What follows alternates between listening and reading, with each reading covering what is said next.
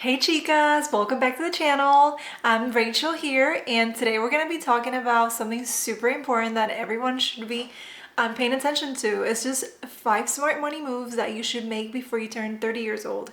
I know when I was turning 30 years old, it like hit me with a ton of bricks. I was like, I need to get my finances together. And I also went through like a midlife crisis where I was like, oh my gosh, I'm turning 30. Like, I need to have my finances together. I need to get out of debt. That's when I was like thinking, I was like, life can just be like this where you just live in paycheck to paycheck, like working in a job that you hate. Like these were all the things that I was like dealing with as I was turning 30 years old. So if you're dealing with any of this, definitely stay tuned in. If you're anything like me, you've probably felt the pressure of hitting certain financial milestones before you turn 30 years old. I know that was me. So I know I wanted to be totally debt free. I even wanted to like be work optional in my 30s. Like I didn't want to continue working full time. I wanted to work from home. I just didn't want to do bedside nursing anymore. So like I guess I was so burnt out by the time I was turning 30 because I had been working since, like college, since like 2021 at the hospital as a bedside nurse. That's all I knew. And it was very demanding, very stressful. And the only thing I could think about before I turned 30 was like, how can I quit my job and how can I not do this? I can't do this for the next 45 years. So that was what was going behind the scenes. But when I sat down and looked at all my numbers, I almost fell over backwards. I was like, oh my gosh, there's no way I can quit my job. When I had this realization of how much debt I actually owed. But once I organized my finances, and I've been working on them since I turned 30, we've been able to do so many things. So if you're here to like get out of debt, build your emergency fund, you're in the right place. And today I'm here to help you take control of your money with 5 smart money moves that every Latina should make before they're turning 30. And no worries, these tips are totally realistic, actionable, and can fit into your life no matter where you're starting from. So let's get into it. Money move number 1. Pay off high interest credit card debt. That's where you need to start at. And if you don't know how to start, there is a guide I'm going to drop down in the link if you want to learn how to pay off high interest credit card debt. Why am I so obsessed with paying off credit card debt? Because credit card debts are usually high interest debts. Their interest rates are usually $29.99. I have seen a lot of my students that have $32.99 interest rates in some other credit cards. So you want to get rid of those credit cards. That's exactly what's keeping you up from actually saving money from your paychecks. And remember, once you pay off your credit card debt, let's say you have 5 credit cards, you would get rid of all those 5 monthly minimum payments. And if you add all those 5 monthly minimum payments, it could add up to like a lot of monthly payments that you're paying a month. For example, when I was paying off my debt and I totaled all of my credit cards, my monthly minimum payments was really high. It was like $900 out of like all of my credit card debts and student loans and car loans and all that. So once I cleared off some of that, like my paycheck was able to breathe a little more. So hopefully that encourages you. You're going to first start by listing all of your debts and their interest rates. Focus on paying off the ones with the highest interest rates first. So start with the avalanche method. Trust me, once you get those out of the way, you'll feel a huge weight lift off your shoulders. All right, chicas, step number 2 is build a starter emergency fund. I know it feels like impossible when you're trying to pay off debt and also build a small emergency fund. It feels super overwhelming. But trust me, it's gonna help you in the long run. But here's the secret. Having a small emergency fund, even if it's $1,000, it will help you and it will keep you from even going further back into debt.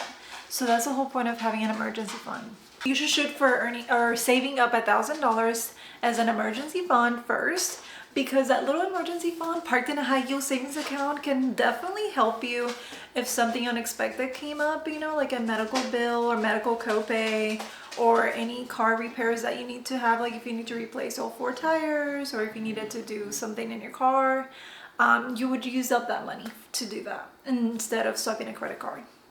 Smart move number 3, this one's one of my favorites. Automate your savings, because this takes the guesswork or the stressing. How much am I going to be saving? How much, how am I going to be growing my emergency fund? If you automate this, it's just like as if you're paying another bill that you have to pay once a month. You can start saving as little as $42 every single time you get paid and build up your emergency fund that way. That's exactly what I'm doing here. The goal is to save $1,500 for an emergency fund. And if you automate this, all you would have to automate is treat this as a bill, like as a bill that you have to pay once a month. And you could just start off by saving little amounts such as $42 once a month, and every single month you would do that until you hit your $1,500 goal.